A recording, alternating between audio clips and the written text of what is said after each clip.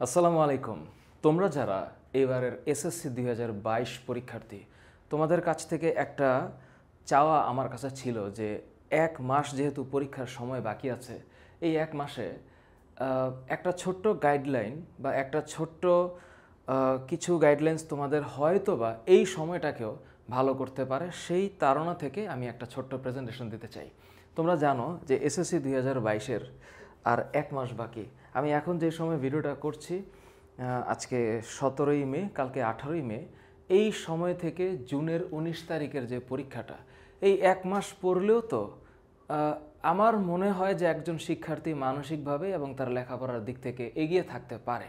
তো তার জন্য কিছু করণীয় বিষয় থাকবে।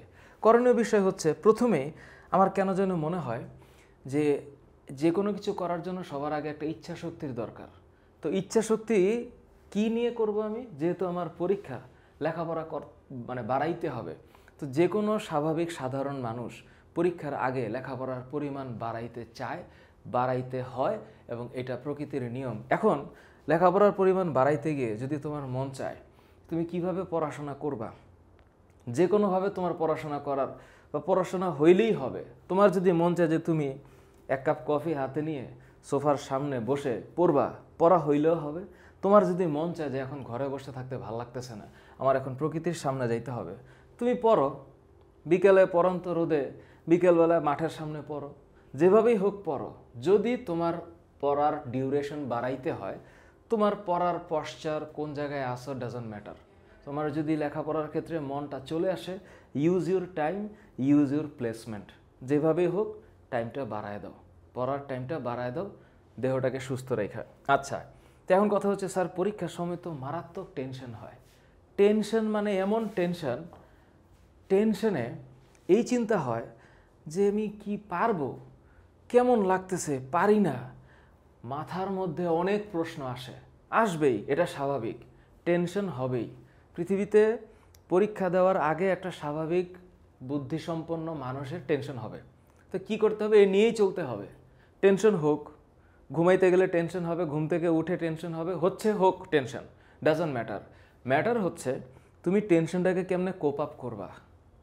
মানুষ এটা ইসের জন্য বলে, একটা কি বলে এটাকে, একটা রিল্যাক্স করার জন্য বলে টেনশন করিস না। তা বললে কি টেনশন ছাড়া থাকে মানুষ? হয় টেনশন। এই কারণে এটা হবেই, এটা নিয়ে চলতে হবে। তাই আমার চিন্তা, তোমরা এই 30 দিনের একটা রুটিন তোমরা করবা, মে মাসের 18 থেকে জুন মাসের 18 পর্যন্ত। রুটিনটা কেমনে করবা আমি একটা সহজ হিসাব বলি। সহজ, তুমি রুটিন করবা এমনে, তোমার একেবারে 8টা 10 মিনিট থেকে 9টা 12 মিনিট পর্যন্ত রুটিনের দরকার নাই। তুমি এই জায়গাটা একটু ফোকাস করো, তুমি একটু চিন্তা করো যে তোমার কতক্ষণ টাইম আছে। তুমি সকালে যেই সময়টুকু তোমার সময় থাকে, সকালে তোমার 2 ঘন্টা টাইম থাকে, ওকে, তুমি কখন উঠতে চাও ওঠো, তুমি কখন ঘুম থেকে ওঠো। তুমি যদি রাতের বেলা পড়তে চাও পড়ো। তুমি রুটিন করবা এমনভাবে যেটাতে তুমি অভ্যস্ত। হুট করে এখন কিন্তু দৈনিক 18 ঘন্টা পড়ার রুটিন করো না, এটা ফিজিবল না। কারণ রুটিন এমনভাবে করবা যেন শরীরটা সুস্থ রেখে এই পর্যন্ত তুমি যাইতে পারো। এখন তুমি মনে করো সকালে 2 ঘন্টা রুটিন চিন্তা করতেছে আমি 2 ঘন্টা পড়ব। তুমি কখনো এই 7টা 15 মিনিট থেকে 8টা 45 পর্যন্ত এইভাবে পড়ালেখা হয় না। তুমি মনে করো পড়বা, ধরো সকালে 4 ঘন্টা। আচ্ছা, সকালে 4 ঘন্টার পরে দুপুরে একটা নামাজের ব্রেক দিবা। নামাজের ব্রেক দিয়ে তোমার যদি মন চায় যে দুপুর 2টা থেকে 3টা পর্যন্ত পড়বা, পড়ো। এখন যদি তোমার একটু ঘুম পায়, ঘুমাও, 3টা থেকে 4টা পর্যন্ত একটু ঘুমাও। কেউ তোমাকে আইসে এখানে গ্যাঞ্জাম করবে না। তোমার যদি মন চাচ্ছে যে বিকেলবেলা তুমি পড়বা না, রিল্যাক্স, সারাক্ষণ পড়ার দরকার নাই। তুমি সন্ধ্যা থেকে পড়া স্টার্ট করো। এখন যেই সময়, মে মাস, মাগরিবের আজান দেয় 6:30টায়, তুমি নামাজ পড়ে 7টায় পড়তে বসো। স্যার আমার যদি অনলাইনে ক্লাস থাকে, অফলাইনে ব্যাচ থাকে, প্রাইভেট টিউটর থাকে, কোচিং থাকে, হোয়াট এভার, তুমি তোমার রুটিন তুমি নিজে বানাইবা। অন্য কারো রুটিন হিসাব করার দরকার নেই। তুমি সন্ধ্যা থেকে হিসাব করো যে তুমি 7টা থেকে 9টা পর্যন্ত পড়বা। তুমি হিসাব করে এই 2 ঘন্টা তুমি কি পড়বা? তুমি ম্যাথ পড়তে পারো, ফিজিক্স পড়তে পারো, অন্য যেই সাবজেক্ট তোমার মন চায় তুমি এখানে বসায় দাও। Do your routine, your own preference, তোমার নিজের ইচ্ছা। এখন এমন হইতে পারে আমার স্টুডেন্টের মধ্যে অনেকেই যারা তোমরা ফিজিক্স অনেক পড়ছো বা কেমিস্ট্রি পড়ছো, কেমিস্ট্রি এত বেশি পড়া লাগবে না, কারণ পরীক্ষার আগেও তো একটা টাইম আছে। পরীক্ষাটা যখন শুরু হবে তখনও তো একটা গ্যাপ আছে, ওই গ্যাপেই তো পড়বা, রাইট?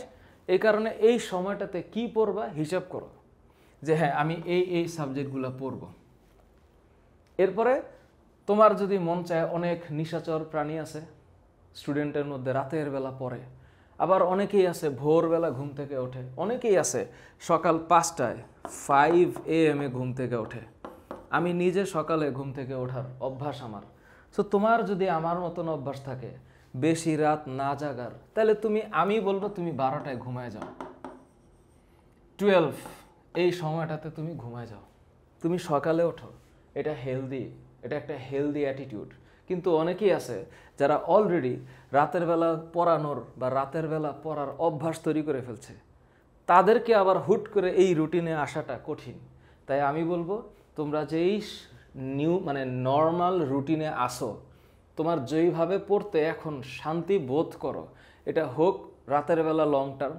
আমার বহুত স্টুডেন্টকে আমি চিনি এই রাত 12টার থেকে 4টা পর্যন্ত পড়ে, আজব ব্যাপার, কিন্তু ও এই সময়ই পড়ে, এটা ওর ভালো লাগে।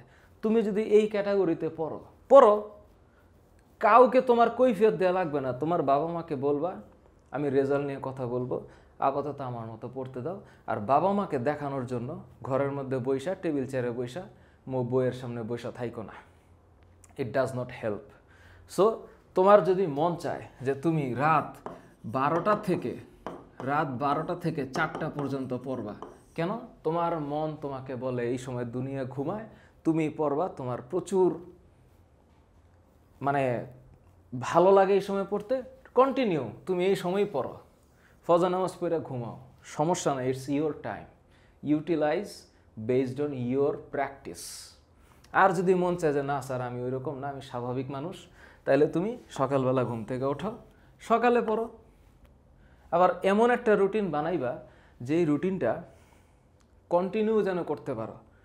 এমন রুটিন দিও না যে মাশাল্লাহ 12 ঘন্টা রাখছো, 2 দিন পড়ছো, তৃতীয় দিন বিছনায় লেবুর রস খাচ্ছ আর মনে করো কদবেল খাওয়া লাগবে, এরকম যেন না হয়। সো রুটিন একটা বানাইবা যেটা হচ্ছে বাস্তবিক, ফিজিবল, ডুয়েবল, রিয়েলিস্টিক রুটিন। আচ্ছা, এইগুলো আমার রুটিন নিয়ে কথা। এরপর তোমার যদি মন চায় আরেকটা জিনিস, এখনকার পোলাপান যেটা খুবই ফেস করে, এই এক জিনিস নিয়ে টেনশন, মোবাইলের নিয়ন্ত্রিত ব্যবহার। আমার কিছু কথা আছে এখানে। প্রথম কথা হচ্ছে, প্লিজ, কিছু অ্যাপ লক আছে। আমার স্টুডেন্ট আমার সামনে আইসা অসহায়ত্ব প্রকাশ করে, স্যার এই মোবাইলটাতে তো কন্ট্রোল করতে পারছি না। অ্যাপ লক ব্যবহার করো। কিছু অ্যাপ আছে অটোমেটিক তোমার বন্ধ করে দিবে, তুমি চাইলেও চালাইতে পারবে না, তোমাদের এত ইমার্জেন্সি নাই। আচ্ছা, এইটা পছন্দ না হইলে প্লিজ এই সময়টা তুমি যখন পড়তে বসবা তোমার হাতের সামনে থেকে মোবাইলটা সরাও, যেভাবে ইচ্ছে সেভাবে রাখো, ঘরের যেখানে রাখো, তোমার টেবিল চেয়ারের মধ্যে আশেপাশে যেন মোবাইল না থাকে।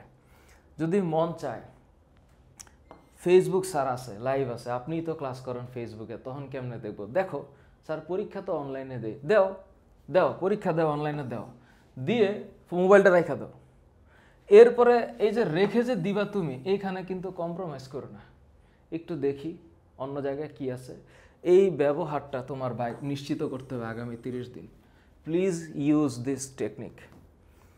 হয় অ্যাপলক ব্যবহার করো, নাইলে তুমি তোমার নিজেরা সামলাও। আচ্ছা, আর যদি কোনো টিউটোরিয়াল দেখতেই হয় ইউটিউবে, তাহলে ইউজ 1.5x আর 1.7x।